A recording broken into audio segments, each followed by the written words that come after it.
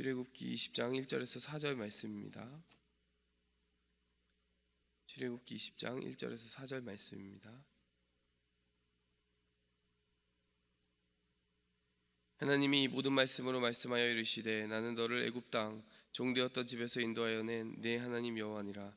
너는 나 외에는 다른 신들을 내게 주지 말라. 너를 위하여 새긴 우상들을 만들지 말고 또 위로 하늘에 있는 것이나 아래로 땅에 있는 것이나 땅 아래 물속에 있는 것에 어떤 형상도 만들지 말며.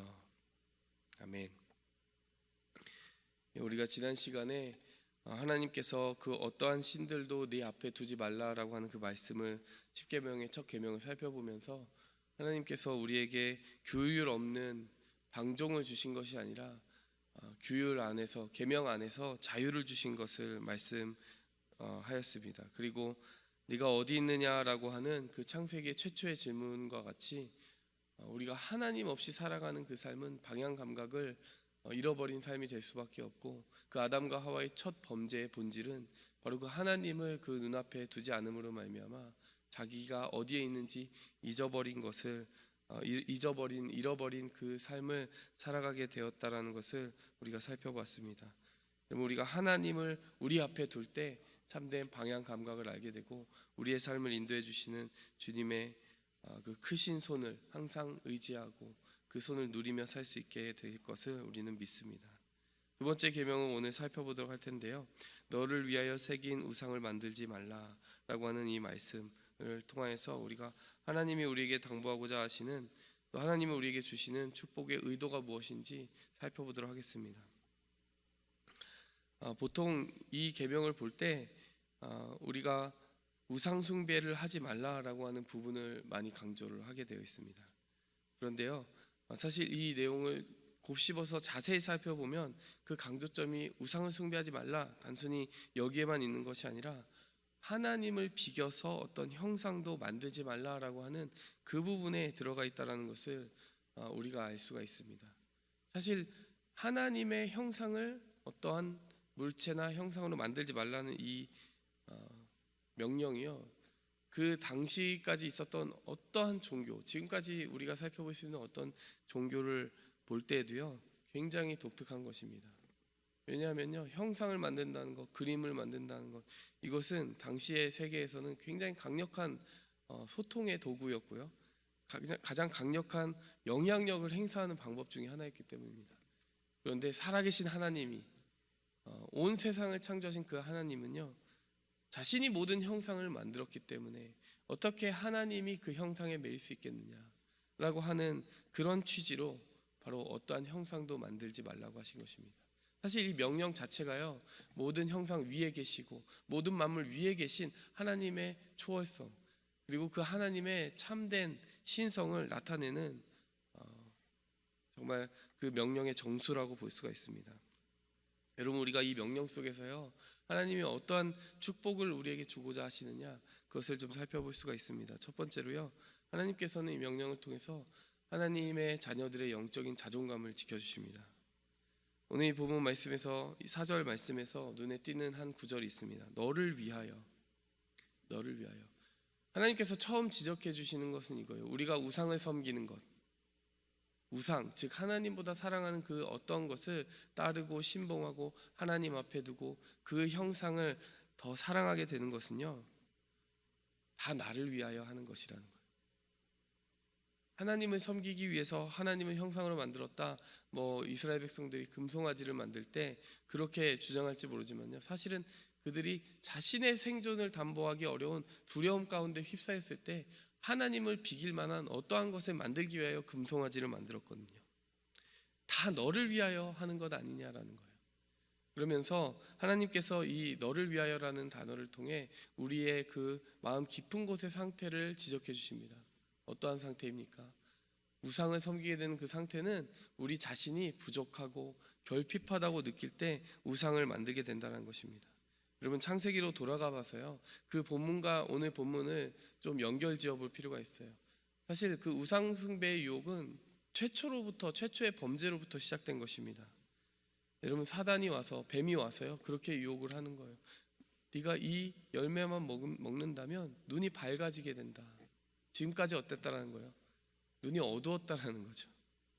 그리고 하나님과 같이 될 거야. 하나님같이 지혜롭게 될 거야. 지금까지 어땠다는 겁니까?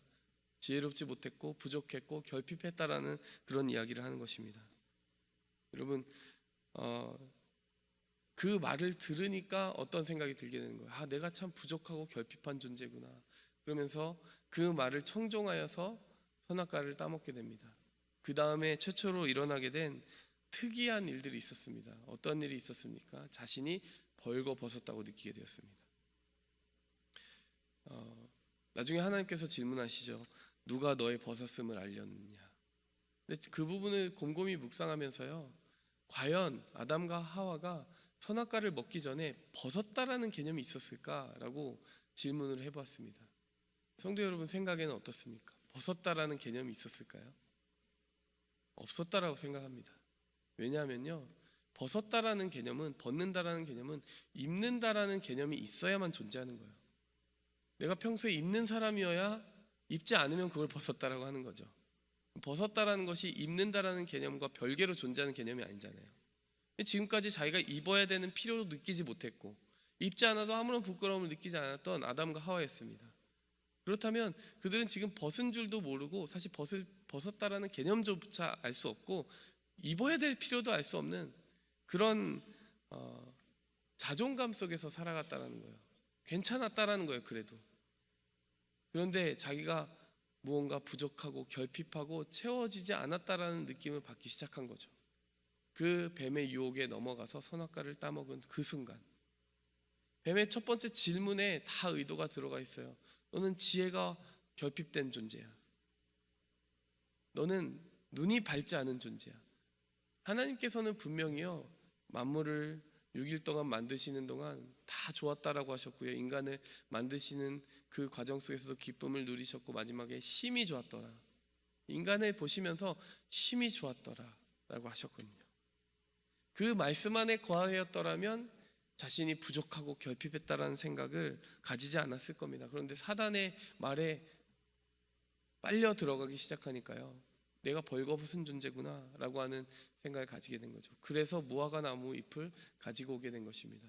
여러분, 우리가요, 내가 너를 보배롭고 존귀하게 여기노라 라고 하는 하나님의 음성에 귀 기울이지 아니하고요, 너는 부족하고 비참하고 의미 없는 존재야 라고 하는 사단의 음성 가운데 계속해서 노출되게 되면요, 계속해서 고개를 끄덕이게 되면요, 우리가 정말 하나님이 주신 자존감을 회복할 수가 없습니다. 그럴 때 우리가 자꾸 의미 없는 무화과 나무를 찾게 되는 거예요. 우리가 찾는 무화과 나무 이파리가 뭐가 있을까요? 우리 학생들을 보면은 뭐 성적이라든지, 여러분 권력, 우리 인간이 쫓는, 사람들이 쫓는, 이 사회가 쫓는 그 무화과 나무 잎이 있지 않습니까? 여러분, 그것이 우상입니다. 우리가 스스로 하나님이 주신 거룩한 자존감을 유지하지 못하고 내가 하나님이 주신 선물로 자족하지 못해서 부족하고 결핍하다고 느끼고 계속해서 세상의 것들, 나보다 아래에 있는 그 가치로서 아래에 있는, 아래 순위에 있는 이 세상의 피조물들을 가지고 나를 계속 채우려고 하는 그런 시도들이요, 바로 우상숭배의 시도이고요, 창세기로 돌아가면 무화과 나무 잎으로 나를 엮어서 만들려고 하는, 나를 덮으려고 하는 그런 시도와 같다라는 것입니다. 제가 예전에 학창 시절에 가게 되면요, 벌거벗은 것 같이 느껴지는 때가 있었어요.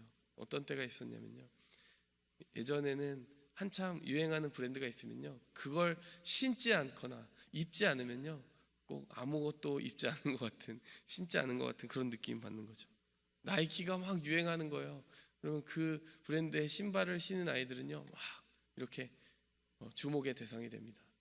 그런데 그 당시에 나이키가 아니라 뭐 르카프라고 그런 브랜드가 있는지 요즘 청년들은 알지도 못할 거예요. 뭐 그런 브랜드라든지 정말 잘 알려지지 않은 브랜드를 입고 가면 우리 그 청소년들 사이에서는 마치 벗은 것과 같이, 아무것도 신지 않은 것 같이 그런 느껴지게 되는 것이죠.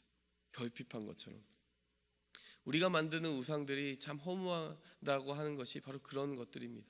그 딱지 하나 붙었다고, 그 마크 하나 붙었다고 뭔가 대단한 것이 된 것처럼 생각하고 행세하는 것, 착각하는 것이 우리의 모습들인 것 같아요. 하나님께서 오늘 우상 숭배를 하지 말라, 하나님의 형상을 비겨 만들지 말라라고 하는 그런 말씀을 우리에게 주신 이유는요, 첫 번째로는 내가 너를 보배롭고 존귀하게 지었다. 그리고 너에게 어떤 깨어진 부분이 있었을지라도 너를 덮어주는 것은 그런 세상의 다른 무화과 나무 잎이 아니라, 그런 우상들이 아니라 나의 아들이 너를 위하여 흘러준 그 보배로운 피다. 가죽옷을 내가 너에게 지어서 입혔는데 왜 무화과 나무 잎을 의지하느냐. 오늘 그 음성을 들으시기 바랍니다. 하나님께서 우리를 보배롭고 존귀하게 여기십니다. 여러분, 두 번째로요, 이 명령을 주신 이유는요, 우리가 최상의 가치이기 때문입니다.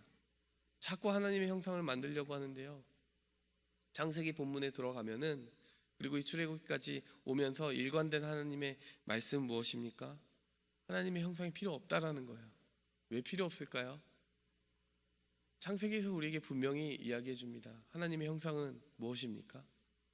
하나님의 형상은 그 형상대로 지음받은 인간 안에 다 들어가 있다는 거예요.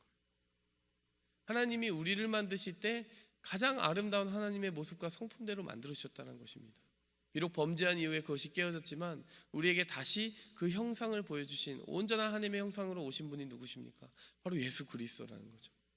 그런데 우리가 다른 형상을 쫓기 시작하면 우리가 허무해지는 것입니다.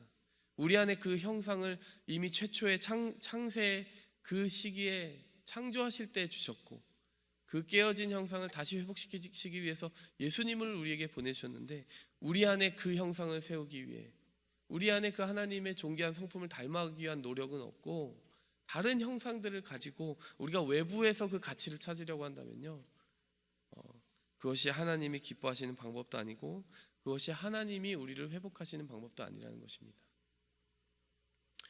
세 번째로, 하나님께서 우상을 새겨 만들지 말라고 하신 그 명령 속에 담아두신 의미가 있습니다. 그것은요, 우리가 아무리 우상을 잘 새겨 만들어도요, 하나님을 온전히 반영하게 할 수 없다는 사실이에요. 여러분, 예를 들어서 그 당시에 금송아지 형상을 만들었던 출애굽기의 그 사건 한번 생각해 보시기 바랍니다. 그들은 왜 송아지를 가지고 우상을 만들었을까요? 당시에 유행하던 그 우상의 형상이었는데요, 송아지 자체가 농경 민족들에게는 굉장히 유용한 번영의 도구였고, 그것이 꼭 있었어야 됐고, 번영을 상징하는 것이었기 때문입니다. 근데 여러분, 송아지가 번영을 상징하지만요, 호랑이의 그 형상이 가진 위엄이나 위풍당당함은 나타낼 수 없습니다.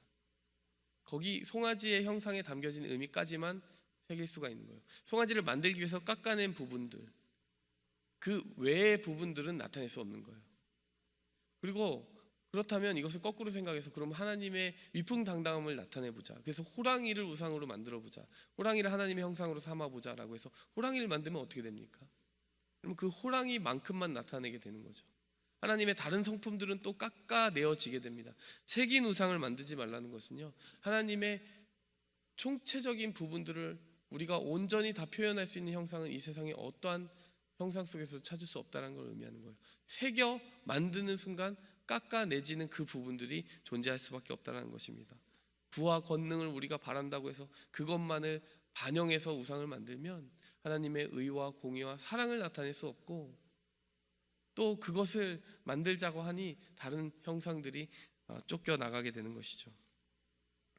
여러분, 우리가 살아가는 세상 속에서 우리가 하나님의 음성을 쫓아가지 않으면요, 이렇게 하나님의 온전하고 풍성하시고 충만하신 형상을, 그리고 그 충만하신 축복을 우리가 온전히 받아 누리기보다 우리가 가치 있다라고 생각하는 그 한 가지에 매여서 몰두하고 거기에 붙잡히게 됩니다.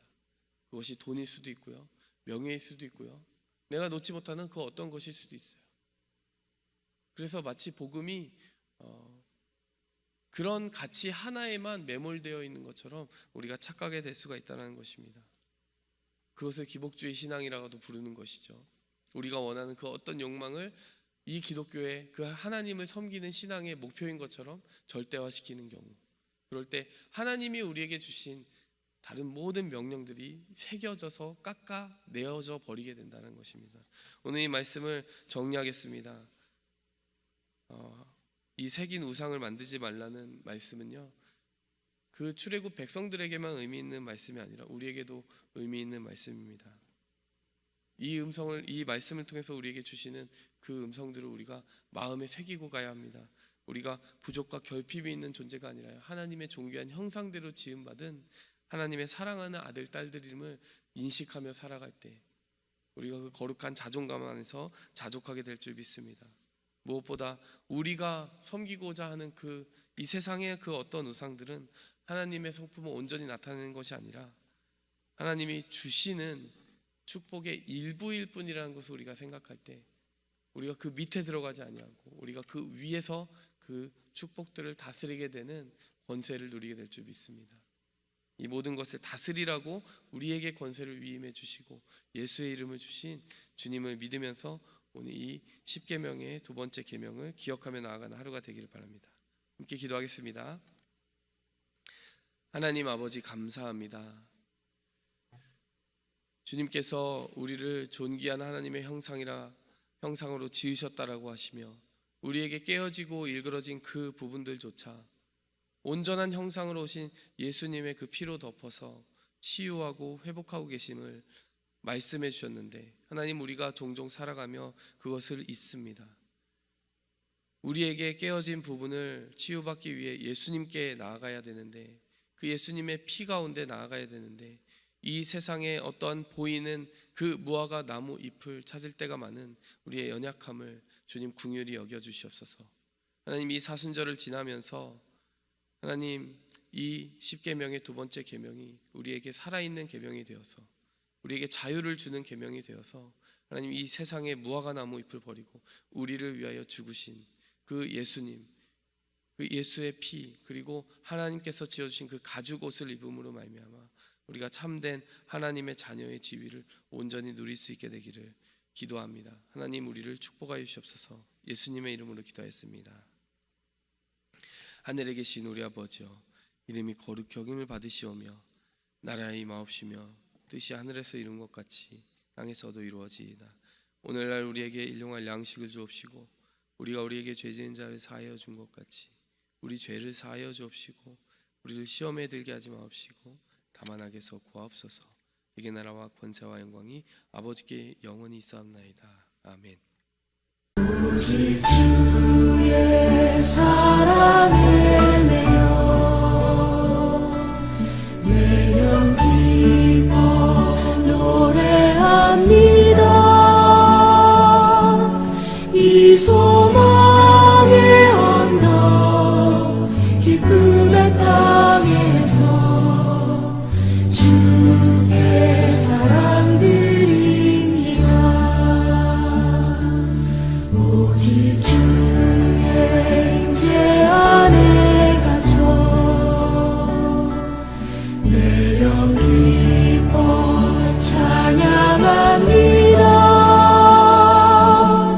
이 소명의 언덕 거룩한 땅에서 주께 경배드립니다. 주께서 주신 모든 은혜 나는 말할 수 없네. 내 영혼 즐거이 주 따르렵니다. 주께 내 삶 드립니다. 주